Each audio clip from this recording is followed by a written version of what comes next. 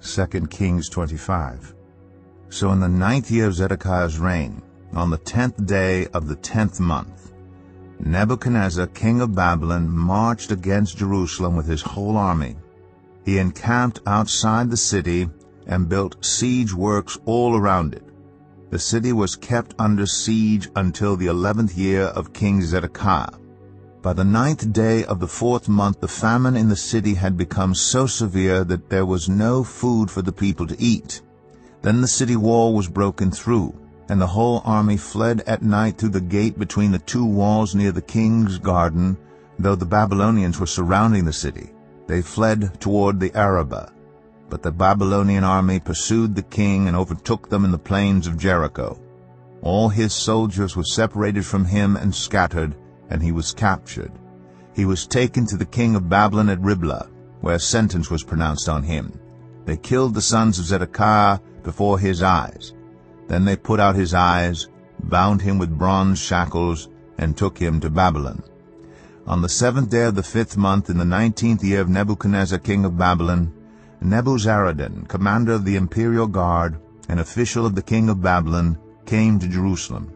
He set fire to the temple of the Lord, the royal palace, and all the houses of Jerusalem. Every important building he burned down.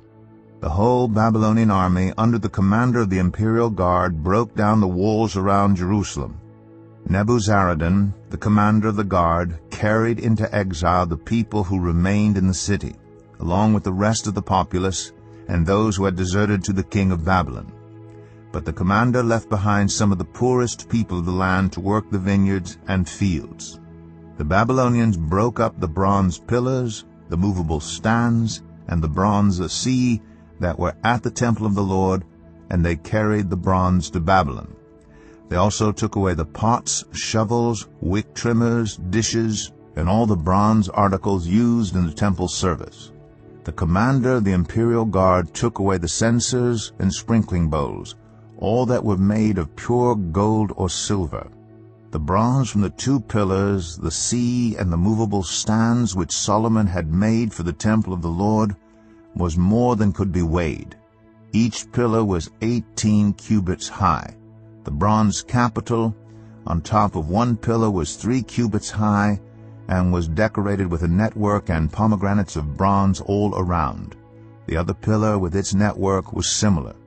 The commander of the guard took as prisoners Seraiah the chief priest, Zephaniah the priest next in rank, and the 3 doorkeepers. Of those still in the city he took the officer in charge of the fighting men and 5 royal advisers. He also took the secretary, who was chief officer in charge of conscripting the people of the land, and 60 of the conscripts who were found in the city.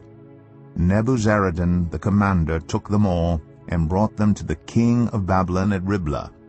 There at Riblah, in the land of Hamath, the king had them executed. So Judah went into captivity away from her land. Nebuchadnezzar, king of Babylon, appointed Gedaliah, son of Ahikam, the son of Shaphan, to be over the people he had left behind in Judah. When all the army officers and their men heard that the king of Babylon had appointed Gedaliah as governor, they came to Gedaliah at Mizpah. Ishmael, son of Nethaniah, Johanan, son of Kareah, Seraiah, son of Tanhumeth, the Netophathite, Jaazaniah, the son of the Maacathite, and their men. Gedaliah took an oath to reassure them and their men. "Do not be afraid of the Babylonian officials," he said. "Settle down in the land and serve the king of Babylon, and it will go well with you." In the 7th month, however, Ishmael, son of Nethaniah, the son of Elishama, who was of royal blood, came with 10 men and assassinated Gedaliah, and also the men of Judah and the Babylonians who were with him at Mizpah. At this, all the people from the least to the greatest, together with the army officers, fled to Egypt for fear of the Babylonians. In the 37th year of the exile of Jehoiachin, king of Judah, in the year Awel-Marduk became king of Babylon, he released Jehoiachin, king of Judah, from prison. He did this on the 27th day of the 12th month. He spoke kindly to him, and gave him a seat of honor higher than those of the other kings who were with him in Babylon.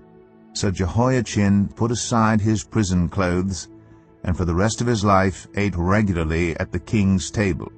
Day by day the king gave Jehoiachin a regular allowance as long as he lived.